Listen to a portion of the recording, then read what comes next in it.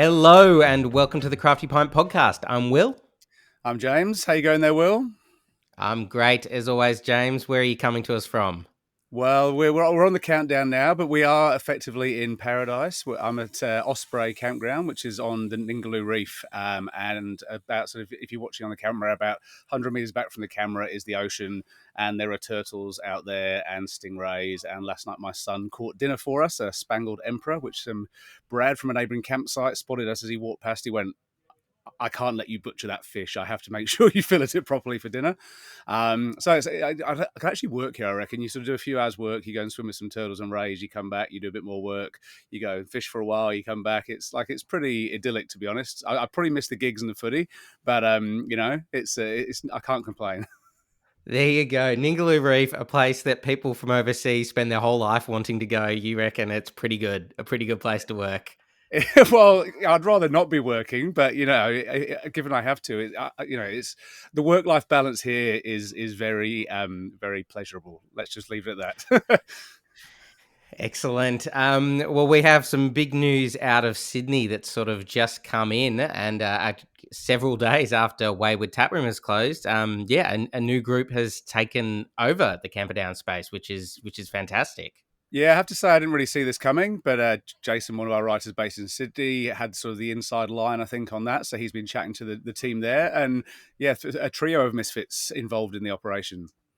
Yeah, the Social Brewers, Queens of Chaos Brewing, and the Sundowner Brewing. So the Social Brewers, based in Sydney South, in Mortdale, that sort of area, and the other two have brewed all over the place. But so they'll now sort of have a home. It is, they're all still doing their own thing. They've come together to launch this joint venture, but will have their own brands operating independently, so they run it between them. They said they're going to have some Wayward beers on tap as well, and obviously because of the rapid turnaround, it's probably no surprise that they won't have done too much to the internal space at the moment, and don't fully plan to either. It's a great venue. We've always talked highly of it. It's just a really wonderful building and great place to hang out, and the hospitality has always been great. They're even keeping some key staff on, so yeah, it's a really positive story, I think. Yeah, no, it was great to hear that there was going to be a future for that place. So it sounds like maybe when you go in this week, there'll just be a bit of sort of spray paint through Wayward and Misfits scrawled over the top, which would be kind of appropriate given the name. But no, yeah, best of luck to the new team there. I think it was always a great venue. We understand there's been various challenges facing Wayward over the years. I'm sure they'll be happy to see it live on and to keep their beers pouring there as well. Yes, so that's this podcast going out on Thursday, so open from today. The real rush to get everything signed, but obviously with Father's Day this weekend as well, and people love going to breweries and tap rooms for Father's Day, so they wanted to make that weekend. And it was nice to have the breaking news in time to be able to discuss it for the podcast rather than having it after we've sent it off to the editors. So thank you to Bo and the team for for getting back to us. There's still plenty of day left. Things can come in. And aside from that, I guess sticking in the inner west, we've got a feature on Bracket Brewing. They turn 5 this weekend with a 4-day sort of birthday weekender. I feel this like Jason's had a chat to Mike about the 5 beers that I guess define Bracket so far. Given he's released more than 300 new beers over that time, it's probably been pretty hard to pick them. But some really nice stories tied into the beers he's picked, and it feels like it's sort of a bit of a sort of complete the trilogy of our piece we've done on Bracket this year, from news that they'd found a new place in the West, putting their listing together, and now sort of reflecting on 5 pretty chaotic but pretty fantastic years. Yeah, beyond the number of beers they've brewed, just the number of sort of events that have happened to them as a brewery that opened during COVID, really, and then having to move. Like they've done a lot more in 5 years for such a small brewery than many others. Yeah, for sure. And I guess talking of new life for a business like we had with the Wayward Tap Room, and also still in Sydney. It's funny how these seem to go. We seem to have clutches of news from different parts of the country each week. But an operation that started in Sydney, the Conversation Crates that was started by Craft Beer Coopery, Trevor Lauder a few years ago. The idea with those was that he'd send out mixed cases of beer and sort of nibbles to people, and the whole idea, he was initially in support of "Are you okay?" and sort of to get mates chatting, checking breaking in on each other. And he decided to sort of stop the business not too long ago, actually, after running it for a number of years.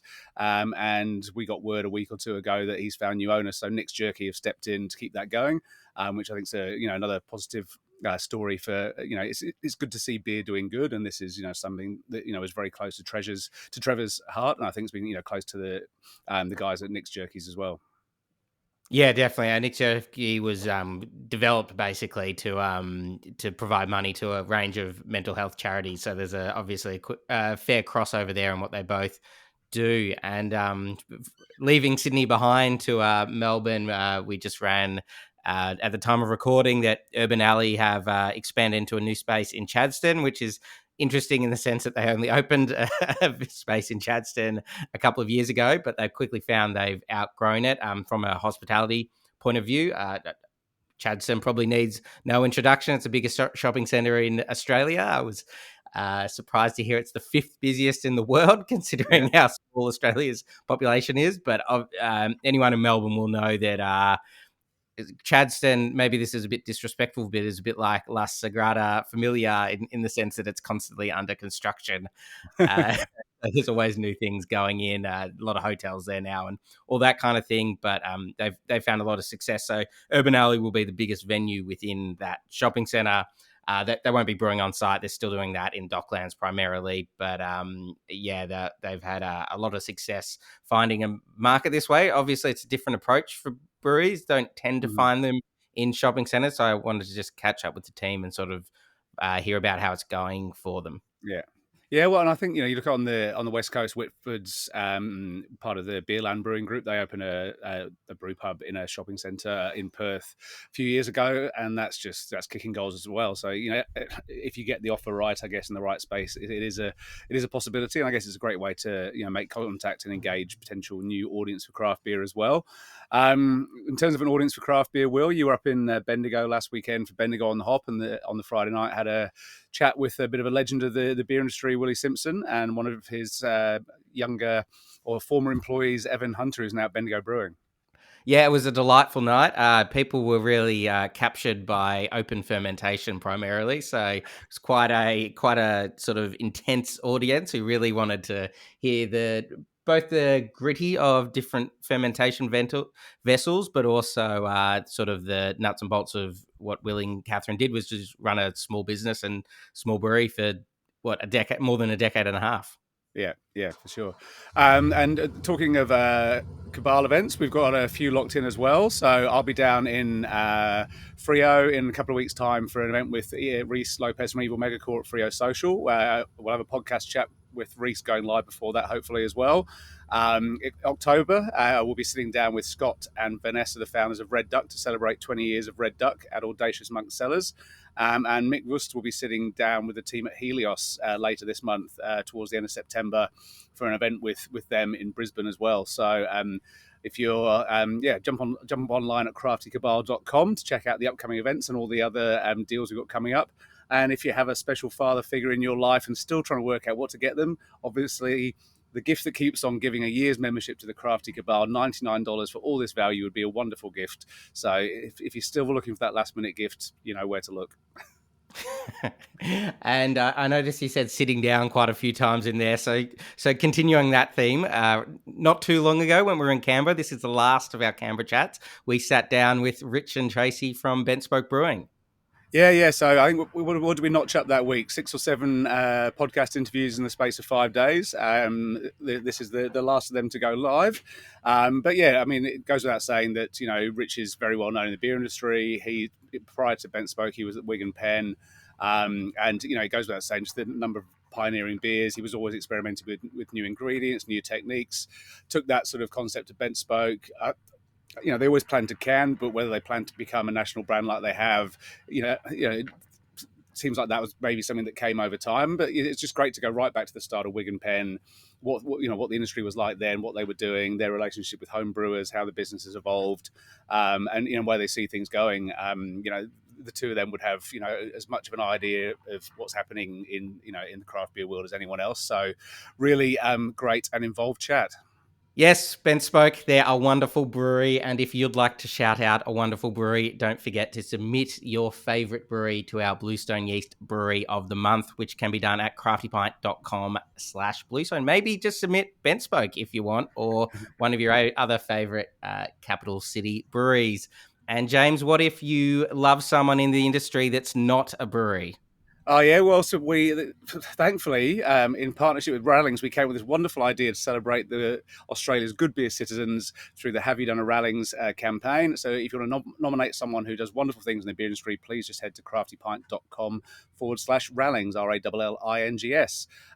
So yeah, we're back with Rich and Tracy after the break. In the meantime, if you enjoy it, make sure you like, subscribe, and leave us a review. It really helps people find the show and discover us on listening platforms. So enjoy the chat. Cheers. Cheers.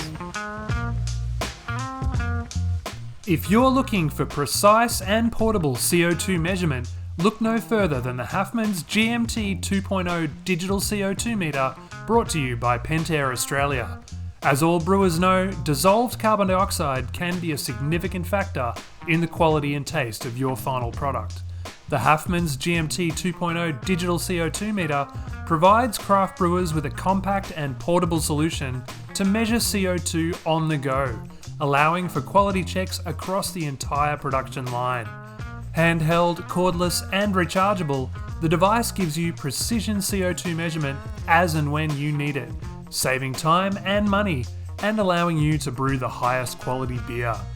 And even better, right now Pentair is offering small breweries the opportunity to pair your new CO2 meter with a Halfmans Oxy2Go dissolved oxygen meter for a 10% discount on the total price. Or combine it with an ISD 2.0 in-pack sampling device for a 5% discount. Call the Pentair Food and Beverage Solutions team today on 1-800-813-927 or email anz.sales@pentair.com to arrange a demonstration. This offer is available to breweries with capacity of less than 50,000 hectolitres per annum. Are you looking for the perfect Father's Day gift? How about one of Melbourne's best craft brewery and distillery tours? Beer Belts Victoria offers hop-on and hop-off tours to over 35 breweries and distilleries across Melbourne. You can choose your own adventure and tailor your own itinerary, or ask the team about a bespoke private tour for groups and families. Explore 3 different regions: Bayside, Eastside, or Cityside. Taste delicious beer and spirits, talk to the makers, and learn all about the local beer and spirits scene.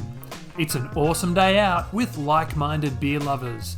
Grab a gift voucher or book your tour today at beerbeltsvictoria.com.au. Rich and Tracy, welcome to the show. Thank you. Thanks for having us out. Yeah, thanks for having us out to the Cannery, Mitchell. Our first visit here. We've been to the brew pub a few times. I think we'll come to the Ben Spoke story a bit later, and because obviously your careers in beer go back a fair way before that, and certainly a couple of recent podcast guests we've had have named you as sort of acknowledged the Wig and Pen and you as a brewing mentor over the years. So can you tell us, I guess, how far your careers in beer do go back? Well, I don't know. Do you want to go first? How you got involved in the Wig? Sounds like a staff induction. We do this in our staff induction every year. I guess when I left college, I wasn't quite sure what I wanted to do. So I thought I'd get into hospitality. Started working in the kitchen at the Wig and Pen, actually. Mm-hmm. So that was my first forte into craft beer. Mm-hmm. And then obviously just loved what was happening there. Mm-hmm. And the Wig and Pen was launched as a brew pub, like it was making beer from the off? In a smaller capacity to what Rich ended up turning it into. But, there were Newcastle Brown Ale and BB still on tap. So, when Rich started, it really revolutionised the craft beer movement, I think. And Will tells me that you hired Rich for the Wig and Pen. Is this right? Not quite. I may have misremembered. Too many imperial saisons beforehand or something. I could say that, but no. When he first moved to Canberra, he was working in the kitchen, and obviously I'd been there longer than him, Okay. so I could say he worked under me. But Yeah. we So you worked were his together. boss then? Yeah. Yeah. Yeah. Oh, so you came into to work there and and were you brewing at the time? Were you homebrewing? Because you both brew homebrewing as well, Tracy, at the time, or? I wasn't really into homebrewing, but obviously loved beer before that. Yeah. But I'd been homebrewing in Sydney, but I wasn't actually homebrewing in Canberra at the time. I was sort of just finding my feet, and finding a place to live was hard enough at the time, and just needed a job. And I worked at a couple of kitchens around Canberra, and then saw a job going as a cook in the kitchen at the Wig and Pen, and took that on, and then got into an assistant brewing role pretty well straight away. And Was that assistant to Lockie? Was he brewing? Or? no, Lockie wasn't brewing really when I was there. It was Richard Pass was the founding brewer with Lockie. And so I started as assistant brewer in 96 under Richard. Yeah. And he was he was an amazing brewer. He was, I guess back then it didn't allow him to be full time. So he was doing his government customs job, and then coming in at nights and brewing 3 times a week. And then me and a couple of others did all the sort of cellar work and stuff like that during the day. And then he decided he'd moved up into a few different roles and decided to sort of look after his well-being, I suppose, and decided to give up brewing professionally. But he kept brewing as an amateur, and he still brews today, actually. Making lagers. And so I took over, I think, from him at the end of 97. And what drew you out of the kitchen and into the brewery? Like, was it just something you knew you wanted to do, having homebrewed, or was there something about Tracy knew his cooking was awful. And was like, someone take him out here. so he's actually a very good home cook. Look, I'd been brewing in Sydney. So when I was going to uni in Sydney, I'd been homebrewing, selling beer back to my mates at uni. And then I got a job working at the home brewery. So I worked at the home brewery for about 18 months, 2 years, mainly just doing cleaning duties, working on the pack line. That was back in 90, 91, 92. Well, that would have been early days when, Hum Pilsner was, Hum Brewing was really taking the world by storm, wasn't it, I guess? Yeah, well, it was Sydney Bitter was the main beer that they were making at that point. Yeah. And then it obviously got swallowed up by Lion, not that far after. And then just literally decided to leave Sydney and come to Canberra. I'd never been to Canberra before. I had a mate down here, thought I'd come and have a visit.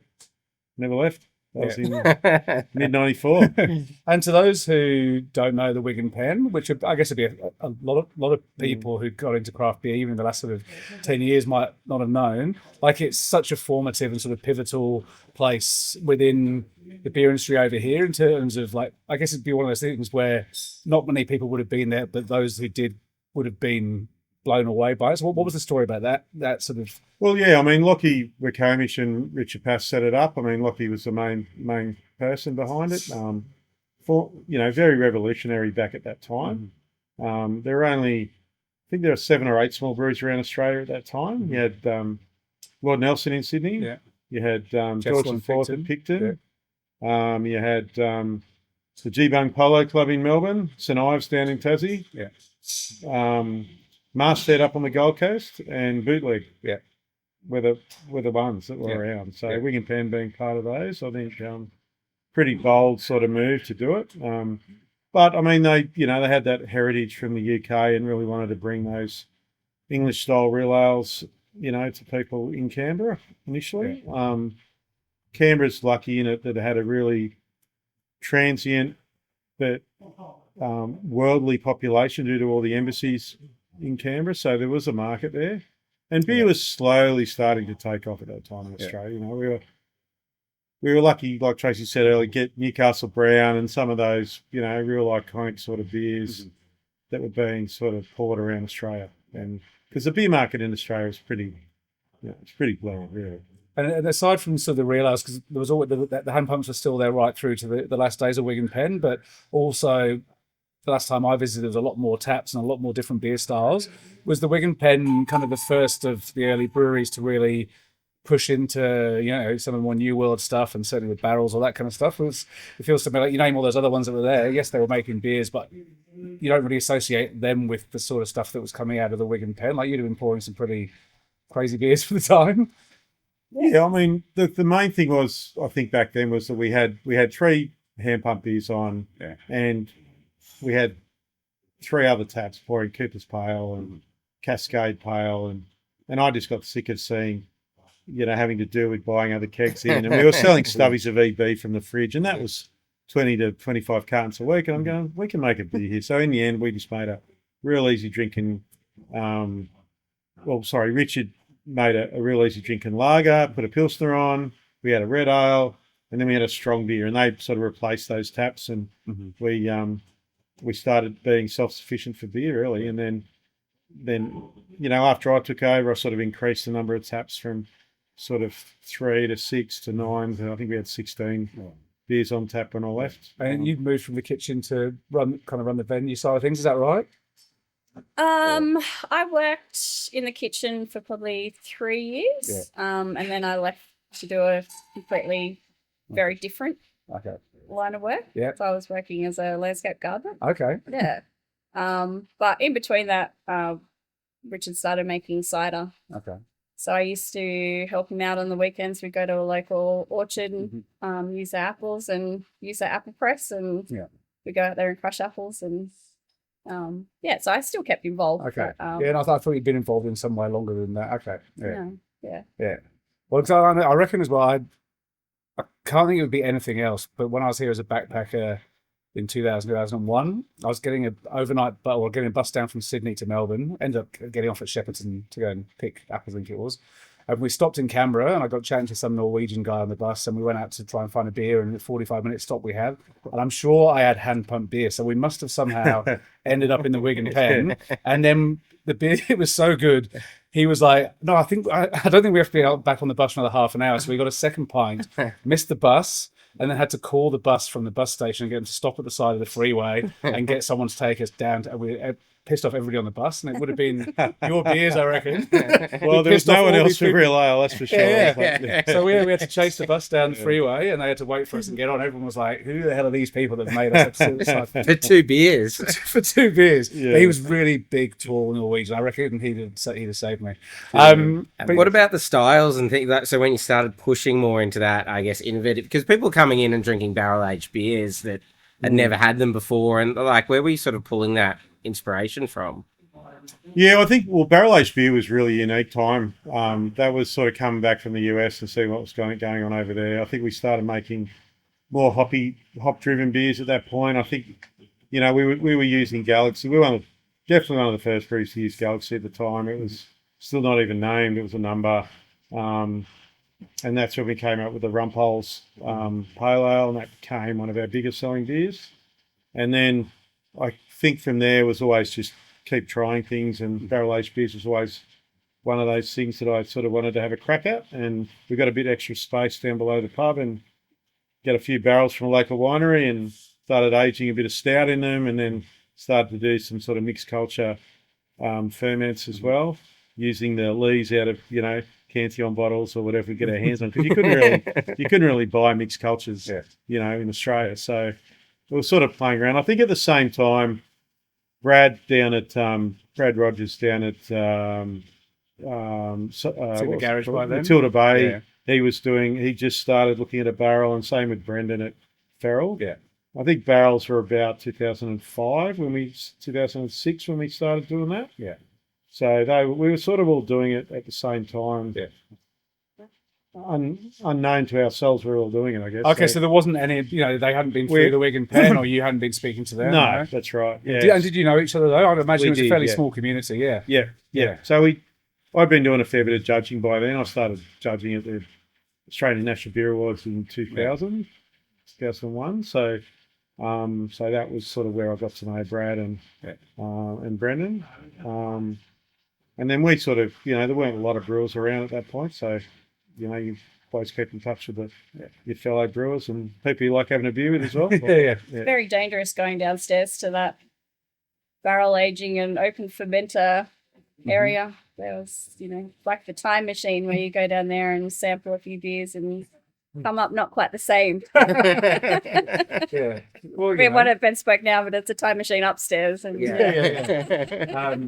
and can you describe what it was like? I think I went downstairs into the underground to the old brewery. I mean, it was, from what I understand, it was a very small space that you were having to make the absolute most of. Yeah, look, initially we had really no space anywhere, so we were literally storing, grain in the brewery, and we finally got a storage room. The original mill and grain store off site are in a garage. So we managed to get this extra space, and we could bring that back on site. Oh, so you were milling off site, then carrying the mill bringing grain. it in, coming in buckets, dust blowing off over your shoulders. But because we took over the taps we were buying beer in, we suddenly had to make a bit more beer. So, and it gradually started to take off, and we were selling 40 kegs a week there. When I left the pub. So it was a pretty good little brew pub, really. Yeah.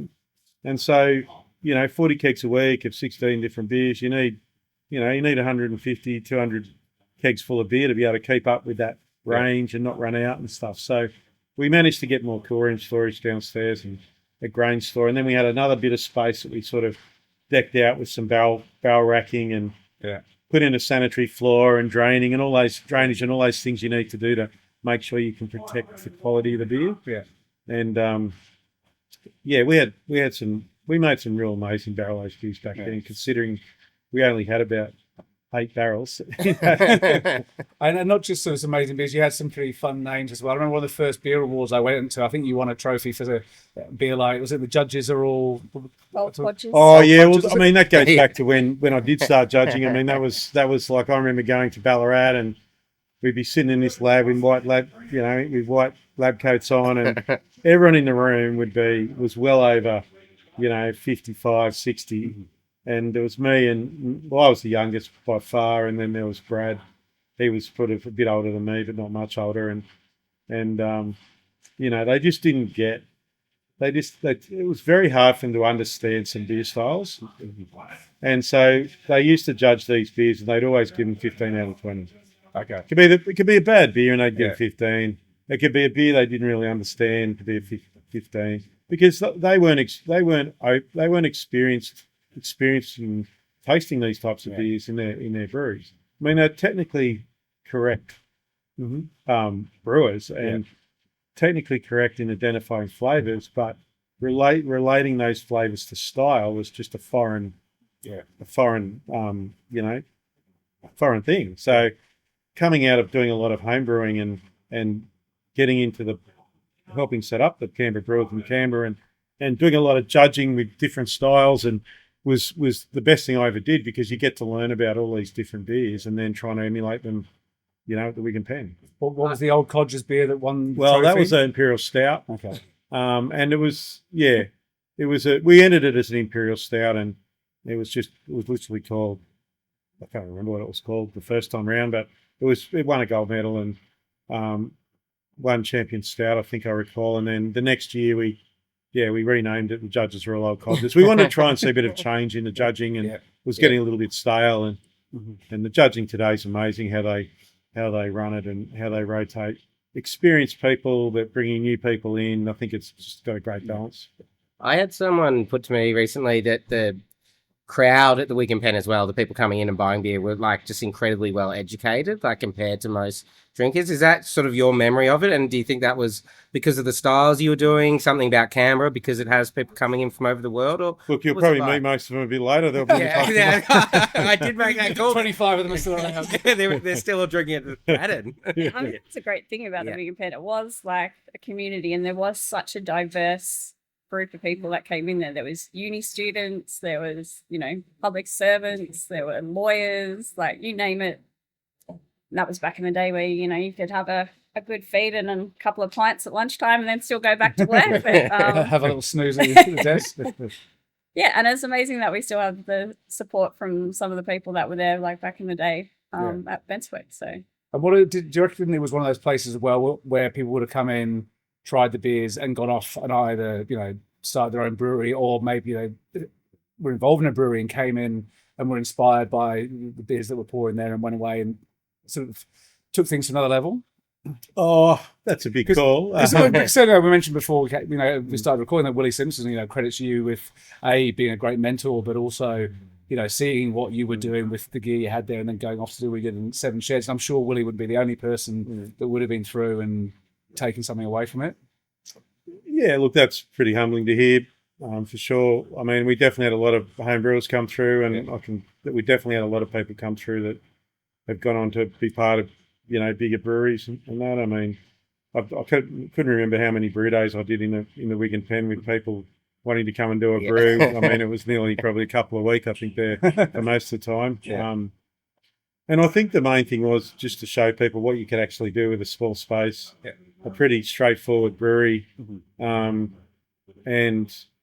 a bit of outward thinking, like a bit of, okay, how can I get around this problem in making this beer style? I can do it like this, Yeah.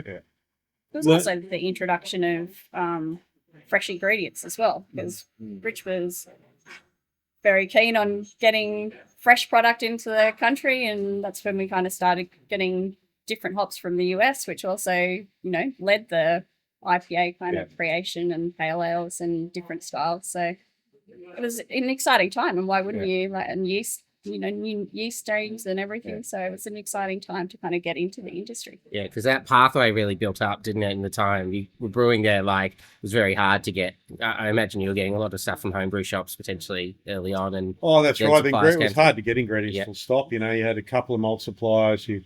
You were lucky to get your hands on any hops. It was all, Pride of Ringwood and a bit of Australian Cascade and Super Pride, and you occasionally get some Fuggles and some EKG out of the UK, and maybe a bit of Chinook. There seemed to be a bit of Chinook floating around, and you just had to make do with what you had, really. I mean, yeast was another one. There was just really lack of options for yeast. So I mean, wanting to try different ingredients was really, really important, and trying to differentiate different beers by using different ingredients was, as the number of ingredients grew over the time, it was a lot easier to make different styles. It was pretty tricky back then.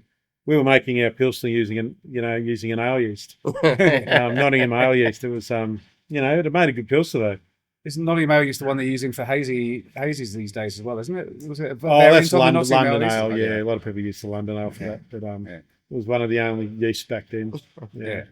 And you seem to maintain pretty good, close relationship with local homebrewing community. We've heard a number of times from people that Canberra has a pretty strong, vibrant homebrewing community and has spawned a few other commercial brewers as well. Is that something you go out of your way to do to make sure you do involve them in Bent Spoke these days? Yeah, look, we do a fair bit. I mean, they've got a judging on Saturday over in our warehouse, so we give them space to do stuff. I turn up and judge every now and then. We do a heap of events with them, help them with fundraising activities. I think it's the winner of their home brew comp in the brew pub every year. Yeah. So whatever style that is, it gets brewed in there, which it's great for them to see how their beers can be scaled up and served on a commercial level. Have you had any that have been that good that you've gone just rename it, put it in a can? Oh, look, they've all been really good in their own way. I mean, there've been a range of styles from there's been a couple of IPAs, a strong pale, a porter. We just did American lager this year. We've had a sour beer, barrel-aged sour beer. Mm-hmm. I mean, you're probably right. We probably could just copy the recipe and make them. But then some of them we were sort of already doing as well. So it was good to see the same style, but two interpretations sort of next to each other. So that was really good as well. Yeah. Before we come back and after the break and have a chat about all things Bent Spoke, I guess related to home brewing, do you think it sounds like it's still vibrant here, but how do you see the role of home brewing now, given that compared to, say, 15, 20 years ago or 30s, you can just walk into so many places and get good quality beers of a diverse range? I'm assuming the inspiration for a lot of people home brewing, other than those that wanted something cheap, was they wanted a variety of beers, and now you can get them. Do you still think there's a place for it, or is it the reason for making it change because people just like making stuff? Oh, a bit of both. I think there's a lot of people that like doing things themselves. And I think if you want to be a brewer, the best way to learn is obviously you can go and do course or whatever, but until you start actually brewing and learning and playing around with the different ingredients and putting them together, you're not going to really understand what flavor contribution a certain ingredient can make to a beer. So I think home brewing for that sort of reason, it's a fun thing. Like we're sitting here today talking about beer. We're lucky to work in an industry that's a lot about fun. Yeah. And home brewing is a fun thing to do on a weekend for someone. If they work through the week, or a lot of the home brewers do it at night now through the week. They've got these beautiful little automated systems, controlled by a computer.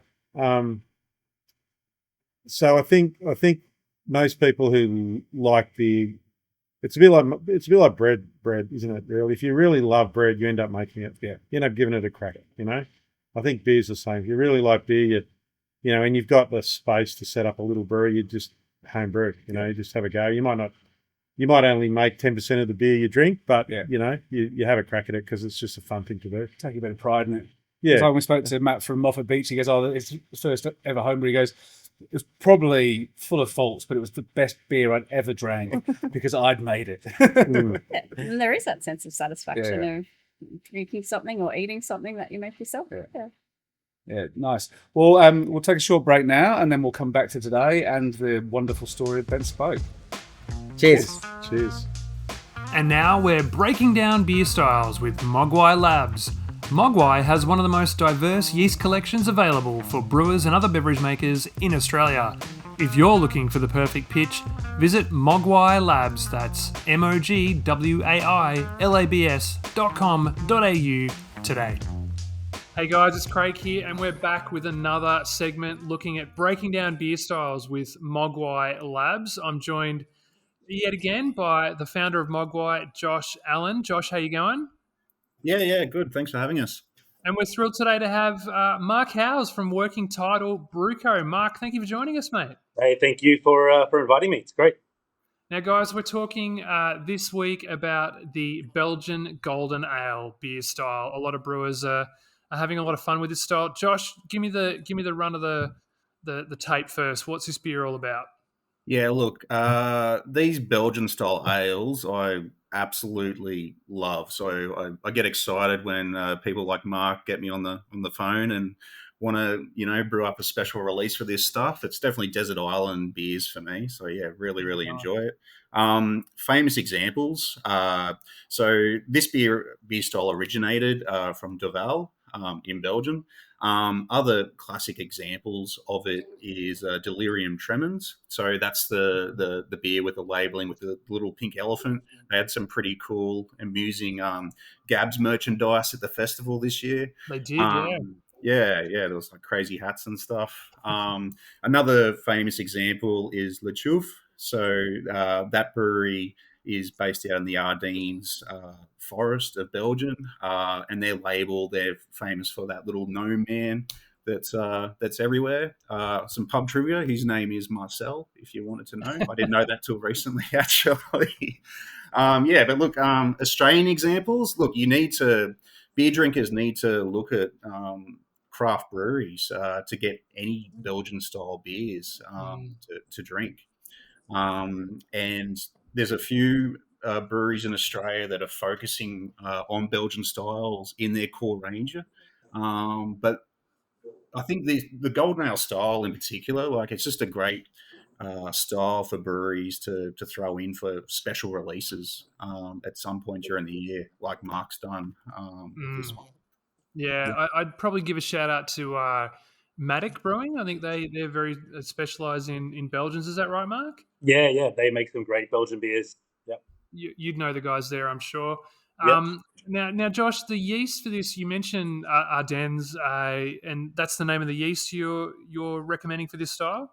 Yeah, so this yeast strain that Mark has used in this beer, we've branded it as Ardennes because it comes from Le Chouf, or it's a variation of the Le Chouf Brewery yeast strain, and it's known as the Belgian house strain for these styles of beers, generically speaking, and that's because it's so versatile for a lot of these beer styles.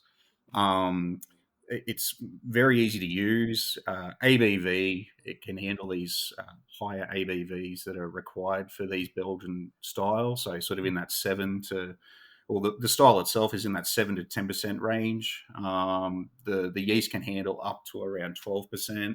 It nice. drops out really well, meaning it can be used again and again in the brewery.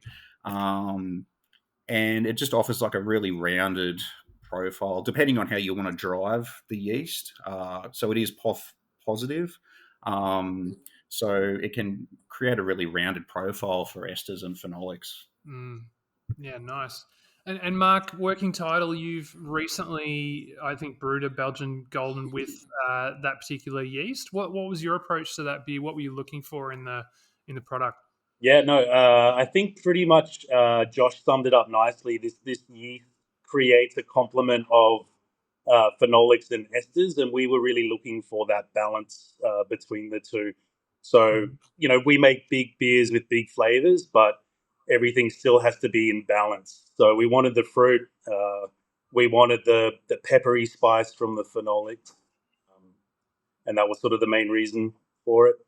Yeah, nice. And you mentioned the esters and so on. Like, what are the kind of the key characteristics that you're wanting to achieve there? Yeah, I mean, we drove the fermentation temperature pretty high, like 24, 25 degrees, looking for like banana and bubblegum, a little bit of apple and pear, that really fruity. And Ardenes is particularly like tropical fruits. So getting that really nice classic Belgian yeast character to be sort of the dominant aroma. So keeping the malt and hops very low so the yeast could really be the hero. Yeah, nice. And tell me, with that, I guess maybe with those more tropical notes there as well, do you think that has translates well for an Australian drinker? I think so. The preliminary feedback we've had in the pub has been it's an easy drinker, which is the surprising response for a 7% Belgian blonde. And we love to hear it because that's what we were trying to achieve. So something that is mashable, that passes the pint test. And yeah, people seem to be enjoying it. Even like non-classical Belgian beer drinkers, just guys at the pub, seem to be gravitating towards it, which is great. Yeah, lovely. Fantastic. Well, there you go, guys. Let's make Belgian Golden a new house style for Australia, not just the Europeans. So thank you very much, guys. Really great to chat through that style. And Josh, we'll see you next time with another Breaking Down Beer Styles with Mogwai Labs. Thanks, guys. Thanks for having us. Appreciate it. Mogwai Labs can help your brewery create custom yeast strains for your beers with biobanking services to help keep your house culture safe and supply a fresh pitch whenever you need. Check them out at Mogwai Labs, that's mogwailabs.com.au. Welcome back. Rich, Tracy, we're sitting inside the cannery, which has a lot of fermentation tanks and a pretty good capacity. Is this sort of where you thought Bent Spoke would be? What are we going into the 12th year at the moment? Probably not originally. When we started, we just had a small 7-head filler canning line and the brewery. And then we thought that we wanted to put a brew pub out here. So we did start some works to get that kind of happening. So the hydraulics and everything went in. And then we kind of realized pretty soon after that the brew was probably going to take more precedent over the hospitality side of things. So then things just expanded with extra fermenters and bright tanks. And a brew pub here on this location? Yeah. Yes, okay. Yeah. And so the original canning line, was that sort of moved round behind the bar downstairs at Braddon? And is that why you used to take beer from the tanks down the handrail? Is that right? Still with the pipe? No, there? we never canned in You never Braddon. did? We never canned in Braddon. But we didn't have, when we started, we literally had one pipe that went from the top of the Braddon, where the brew house is, down to the fermentation. So it was just that when they installed the handrails, they were installed as beautiful stainless steel piping, just like you have in your brewery. So we turned them into transfer lines. We used them initially because we literally had to, because we didn't have really any other way of getting the beer down there. But we did find after a while that it was a bit hard to have someone come up the stairs when there's hot water going down through a handrail. But you've still got the eyesights there, haven't you? So you can see that That's right. They've been functional. Yeah. Well, they are functional. They work 100%. We used them heaps, and then we put in a few more pipes to be able to navigate getting liquid from up to the bottom and from down to up. So but no, it was a fun thing to do at the time. But it didn't become all that safe for punters trying to use the handrails. But it's a pretty intricately designed brew pub. I guess themed really closely around the idea of bent spoke cycling, that kind of stuff. Like there's amazing chandeliers, or whatever you might call them, or have you? Where did that come from? Is it, who's got the design eye or vision for that kind of stuff? Well, we pretty much both came up with Rich was obviously into the brewery side of things. He knew what he wanted to achieve after working at the Wig and Pen and what could fit in small spaces.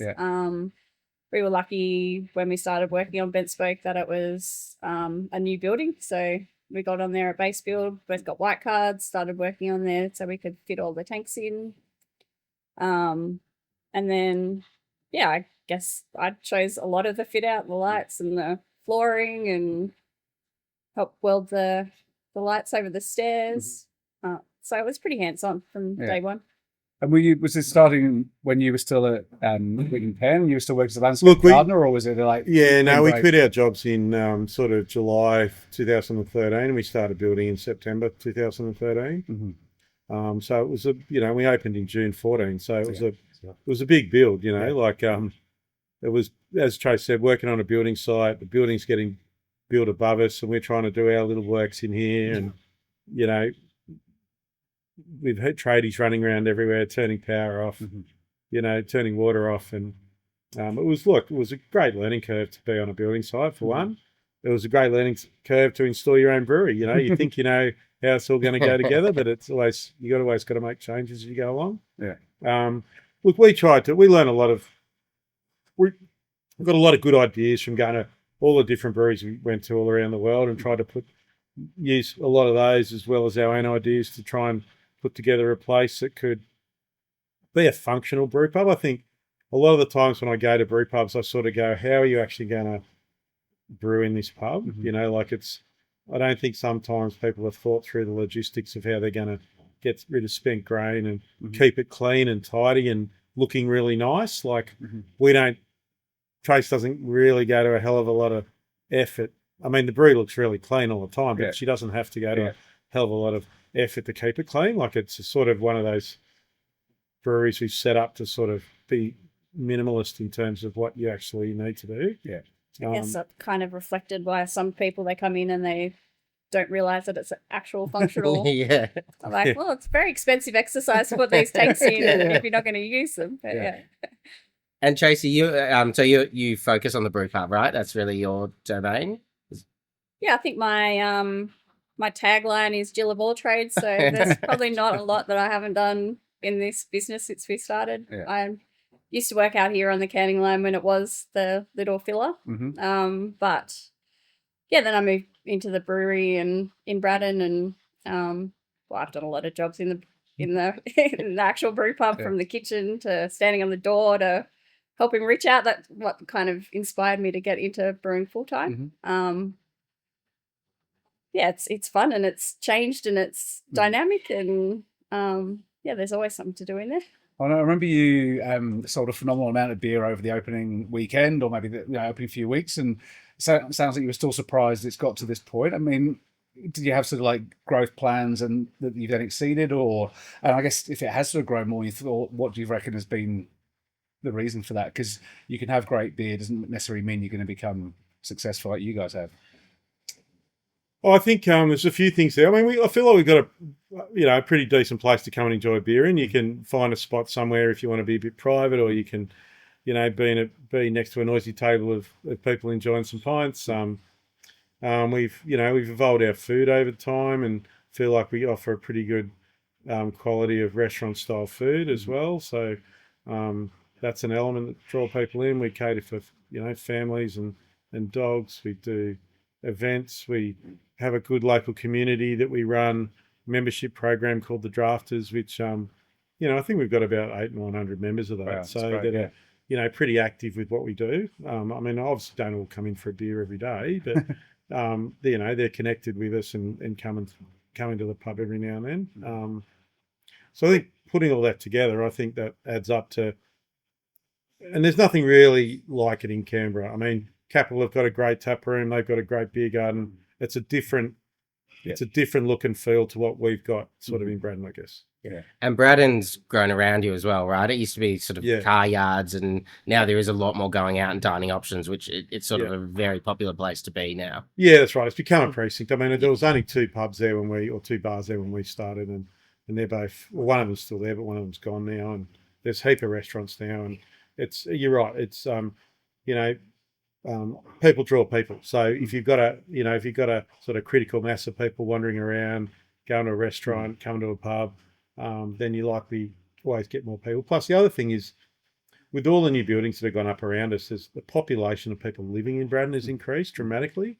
I think it was 9,000 when we started, and I think it's like over 25,000 now. So that's a lot of extra people to live within, 5-minute walk. Well, it's funny you say people draw people. I remember the first time I visited the brew pub. It probably opened maybe a year or so. It was early in the week. I think I was staying at the Novotel or something in town. And I walked out, and I reckon every place I went past that was open had like one table of people in. And then I was like, turn the corner to where the brew pub was.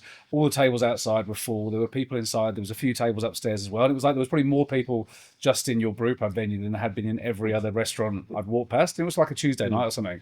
So I guess that happens, but you've maintained it as well, I guess, and that must be a challenge over as new places open and people's tastes change. Yeah.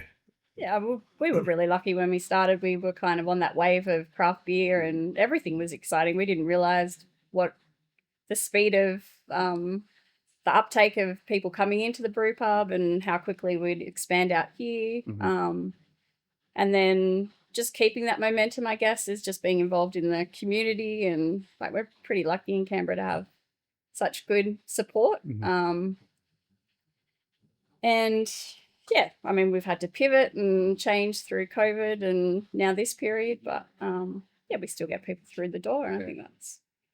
And aside from getting people through the door, like, I mean, if the beer wasn't any good, people wouldn't be coming. Yeah, true. It still matters. But aside from getting people through the door, how do you've become a national brand, a successful national brand, very well known in most, if not all of the country.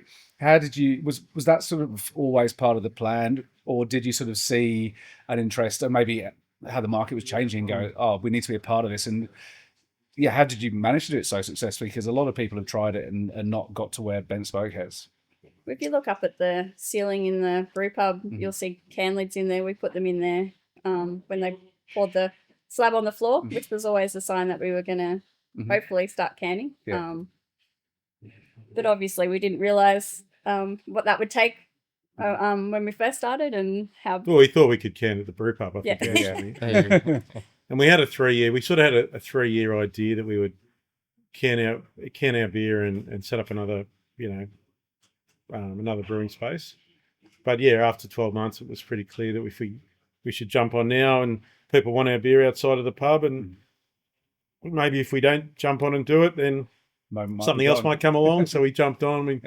We got this place. The Meddings have been incredible through this time. I mean, they've been really supportive of what we want to do, and we've all made decisions together as well. So it's been like a really good partnership. And so when we were deciding on where to go, Phil and I wanted a much smaller little place across the road, and Tracy wanted this place, and she talked us into getting this, there you go. this big I factory. know you wish you had a bigger one. Well, back in the day, we were like, oh, what do we need a boardroom for? What do we need all this office space for? What do we need this for? And now it's like, oh, well, we've outgrown this place. We need another warehouse, or we need extra storage. You had the vision, the belief. Yeah. I mean, we did have some amazing events back in the day when we didn't have so much equipment and storage needs out here. And that was a fun thing. Like we did BMX events and open days, and it was a really good chance to involve the rest of the community to see what we actually do out here. So I think originally when we started, people would wander in and just go, oh, hey, like, what are you doing in here?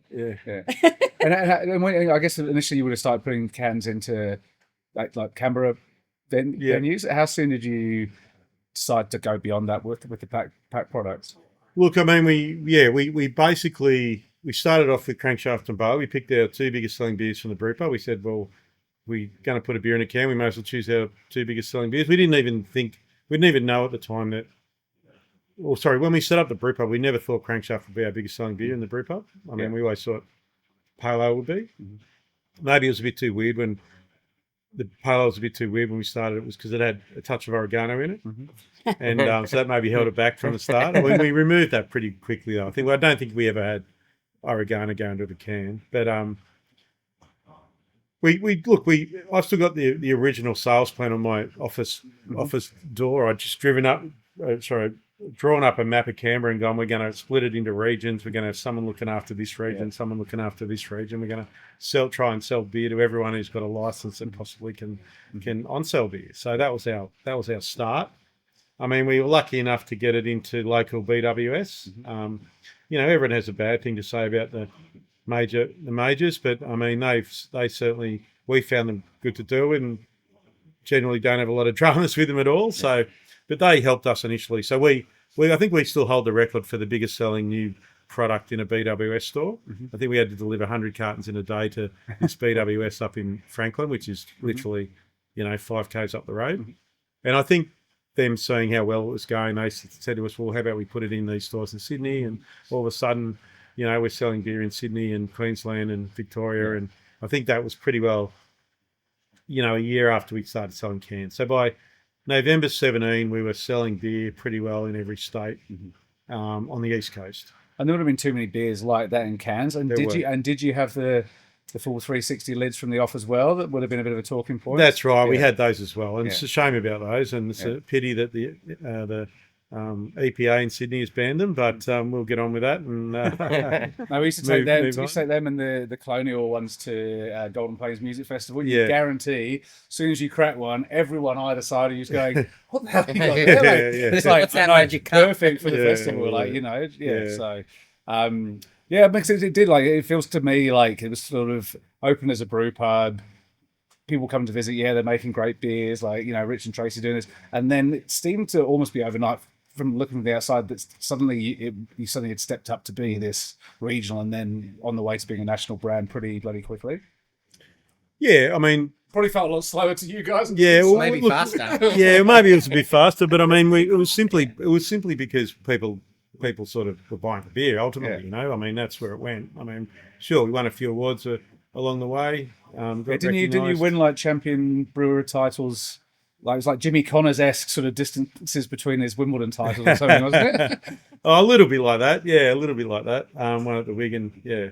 But I think the main thing was that, for us, Crankshaft sort of fitted into a place in bottle shops where there really wasn't a lot of competition at that time as well. So, and then as we grew, we could maintain our price, so we kept it pretty competitive, where new players obviously were finding it hard to make a beer like that was selling for the same sort of price. So we managed to keep that going for a fair while. Yeah. I mean, the market's changed a hell of a lot now. People really aren't as much into this style of beer of an IPA as they were. So, he was seeing a lot more of those easy drinking styles like pale ales and hazy pales. And do you think the market's changed because their tastes are changing, or it's just because there's a bit less money going around and I can get my 4-pack or my 6-pack? I think it's a combination of a lot of things.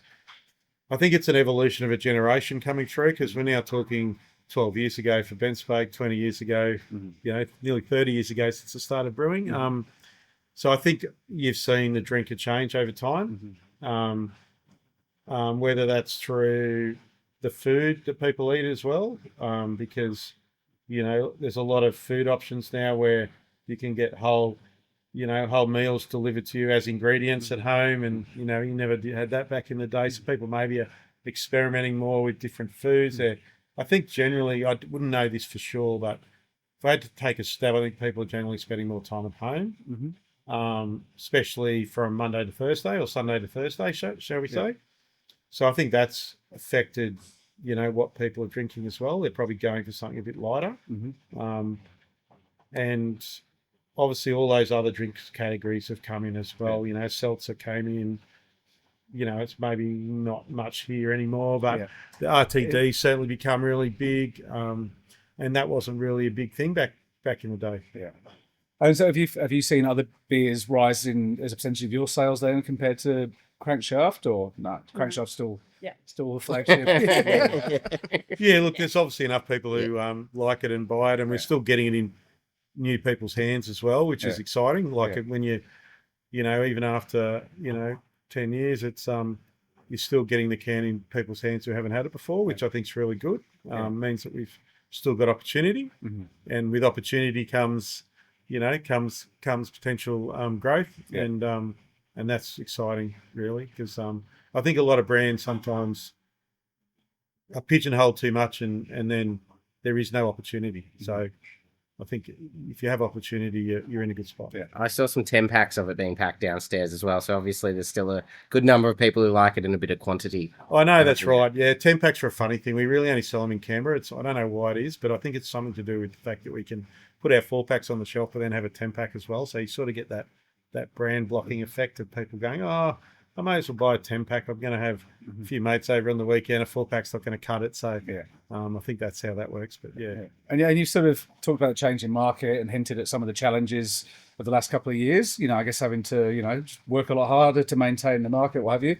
If you could wave a magic wand, and what would be what you'd like to see change for Bent Spoke or for beer sort of more widely in terms of the challenge that they face now?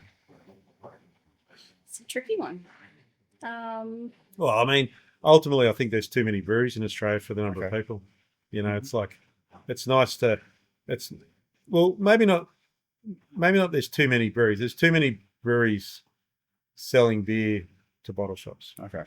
And it's good for if you're a bottle shop owner, because you've got like so much choice and you're trying to get everyone to compete on price, but it comes to a point where pricing makes breweries unsustainable, and we've seen that.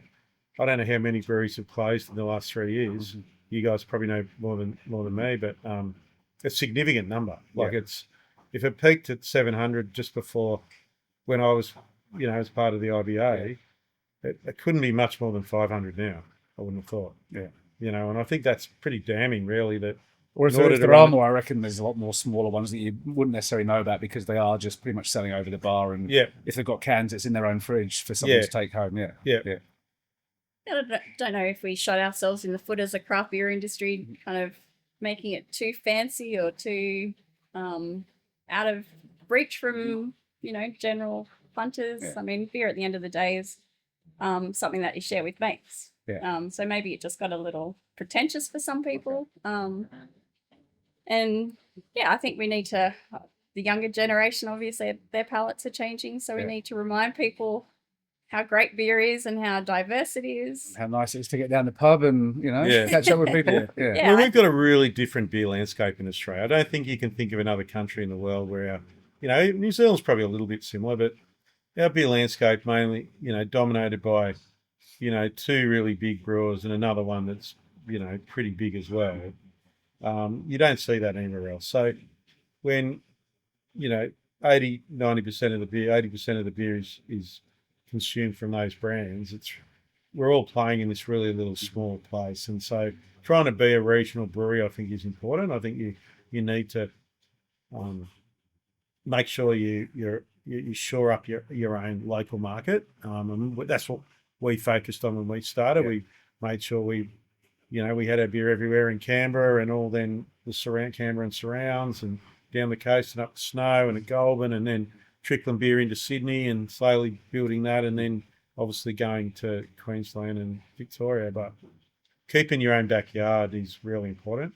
I mean, Stone and Wood did a good job of that, let's be honest. They were the big sort of regional brewer that really sort of made that regional brewery type model work. And I think a lot of people should think back to that and sort of try and copy that, because it's a sound way of doing it. Do you think then, there is that chance for independent breweries to be really like genuinely national players, or, if those days ever existed, that are they gone now because people maybe don't want that? They want to buy beer from the city they live in or from nearby or something like There's that. probably a lot more of that. COVID obviously brought that to the front, where people didn't tend to venture out more than their little suburbs, and the pop up of, more regional and suburban venues and breweries. I think there's still room for people to be national, but I think you got to have money though, because there's so many more beers in the bottle shops now. So in order to penetrate in and get penetration in a bottle shop that's, the other side of the country, is really hard. I mean, Bolter did it. They're reasonably young. They'd managed to grow, extremely quickly and become a national brand in a very short space of time. Not that long ago, to be honest. So it shows if you have the right sort of model, you can actually get there and make it work. But if you said what brands currently out there in the market are going to become national brands that aren't, I don't have the ins and outs of everyone's business, obviously, to know, but I wouldn't think that anything pops to mind at the moment. That suddenly you're going to say, oh, that brand that's just started, or that beer is going to suddenly be a national player. Maybe you guys probably have more idea. I mean, I might ask you guys that. What beers out there at the moment do you see is going from a small regional play to becoming a national brand? Well, it's interesting because I don't know how many actually want to. I think, there's a whole bunch that would have got to this size either side of you that are probably aiming to stay there, or at least sort of hold on for now, or maybe some probably have downsized, and remain profitable. Interesting, we had a chat with Reckless the other day, and they're very keen to expand and become a national brand over time. But I don't think there'd be too many of that sort of scale. There's the ones that we sort of look at doing well would be, you think like Love Shack in Victoria going great, but essentially they've nailed down the local market and they sell a bunch of stuff into Melbourne. And I don't think they have any great desire to go beyond that. I think that's probably what's almost limiting it, is how many people really want to do that. Well, there's mountain culture, of course. I think, but I think, but they're sort of already there. I'd say, and they've took over a WA venue and decided not to keep it as well. Yeah. So even they seem to be focusing more on the East Coast too. Yeah. It is a big country though, Australia, which I know that's sparse population, which I think is part of the underlying issues with the market as well. You can't actually get your beer everywhere. It's crazy. Yeah, and Rocky Ridge are having a play, but at the same time, they were already pretty sizable in WA. So, in terms of the next ones coming through, I don't know how many of those getting into beer now are getting into it thinking, I want to do what Rich and Tracy did. Maybe they're getting in going, it's going to be a retail-based, venue-based kind of operation, at least for the time being anyway. Yeah. I feel it is probably more of a passion thing now. You do it for the love of it. It's not... perhaps like some people who joined the industry where they saw craft beer rising and thought, well, I can make a little bit of money from this. I'll build a business and sell it, and I'll make some money out of it. Now it's really, you've got to love what you do. Yeah. You've got to work really hard at it, and being in your community is probably the best place to be. Yeah, well, both Ben at Bridge Road and Stu at Voyager, who've obviously got operate in different parts of the business as part of our podcast road trip this week. Like, they have both said, you've got to have passion to do what they're doing. Like, whether you want to start a brewery or they want to start craft malting, if you don't care about the product, you don't care about what you're doing, you don't care about beer or spirits, in Stu's cases, just don't bother. Don't do it. It's not going to carry you through. No, that's right. No, you got to. I mean, this is a lucky thing, and I think you talk about longevity. I mean, I can get up every day and go to work because I love being in and around beer, and I love the product, and I generally all love the people we've got, in the industry, like you guys and so many other friends you've made through the industry over time, and then also our team, we rely heavily on our team. I think we built a really good team, and turning up every day and coming to work and having all these great people around you, I think it's amazing. That's something that I think you should never take for granted. Yeah. And so looking back, whether it's over the 11 years and counting of Bent Spoke, or nearly 30 years since the start of the Wig and Pen, or start your involvement with the Wig and Pen for both of you, the moments you've enjoyed the most, whether it be beers or events or moments. And maybe don't talk about Crankshaft. Can we? Crankshaft doesn't exist for a second. Yeah, it never won the most 100. What do you reckon? There's been lots. Yeah, I think it's spending time with our mates in the industry. I think the other thing that's been good for us is we've had a lot of people start with us in different roles and go on to do, bigger and better things, bigger roles within the company. Yeah. So we've had people that have started off cleaning beer lines in the pub, and now they're part of the brew team out here.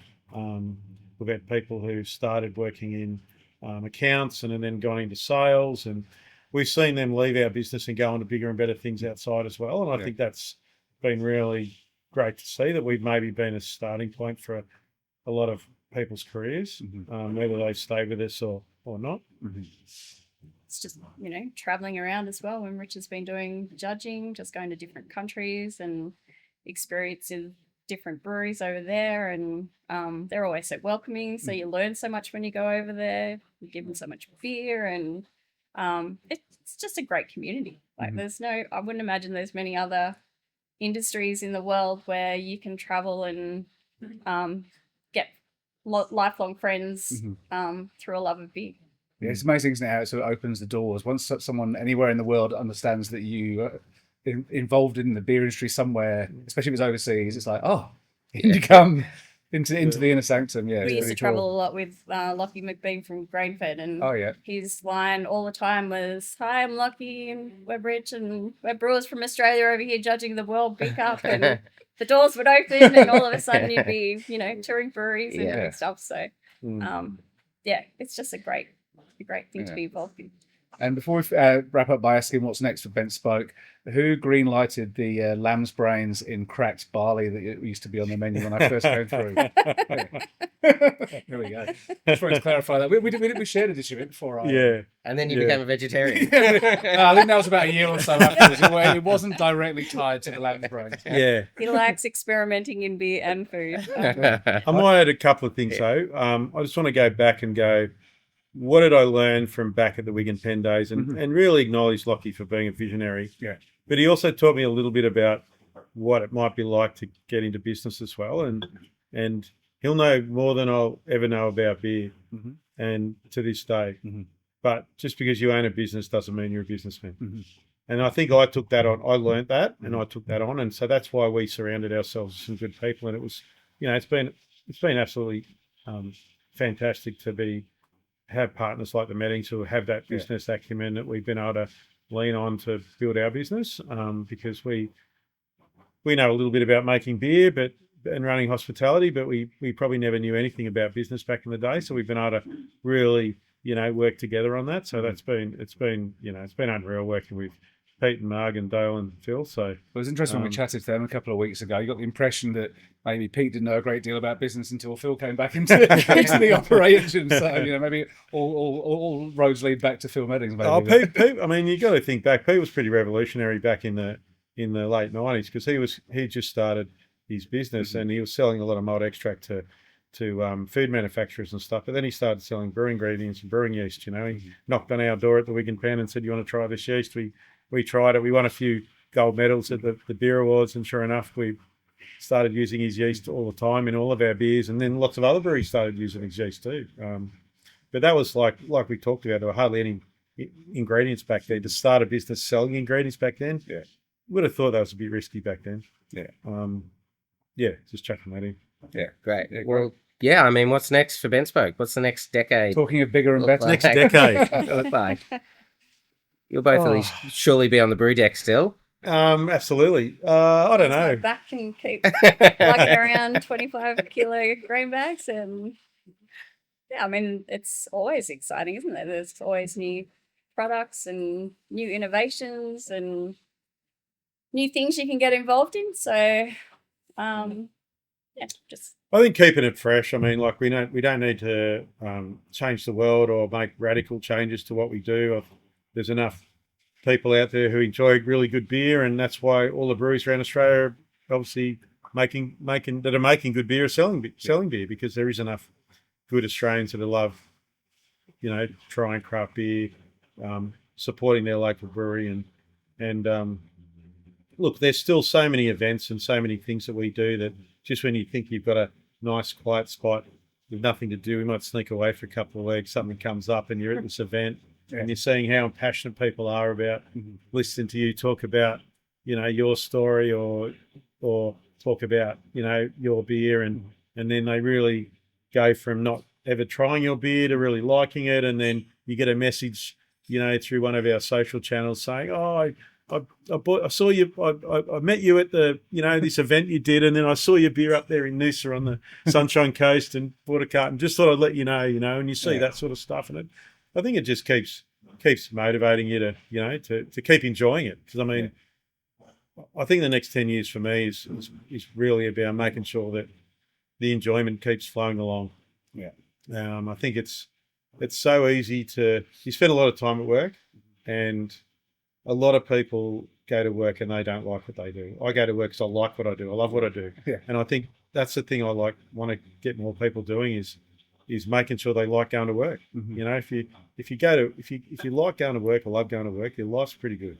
Yeah. Now, we were chatting to Stuart Brown after the interview the other day over lunch. They were talking about, what would we most like to see for the industry. And I was kind of like, people to hold on to that, remember that something, hold on to the positivity, and, when things are tough, just like, keep holding on to what is good about what the, beer is and what the industry is. We can't worry about what the economy's going to do and how the world's going to play out at the moment and all of that. All we can do is control how good our beer is. Yeah. And if we do that well, I reckon that will stand us in pretty good stead. 100%. Fantastic words to end it on. Rich and Tracy, thank you so much for joining us. Cheers. No worries. Cheers. Thanks, guys. The Crafty Pints Pint of Origin Festival will be back in May 2026. Our Choose Your Own Adventure Beer Festival brings together thousands of beer lovers, hundreds of breweries, loads of Melbourne's best venues, and beers from all over the world.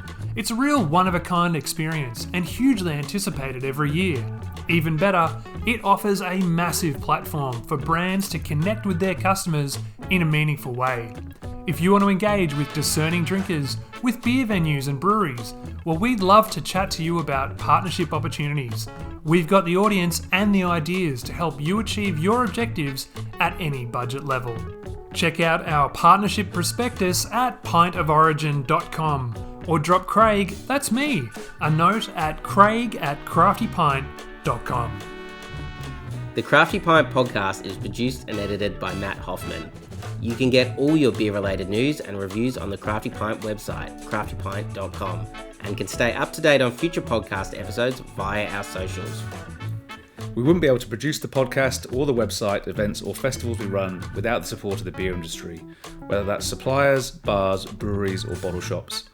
If you'd like to support the show or partner with the Crafty Pint in other ways, please reach out to Craig via the details in the show notes.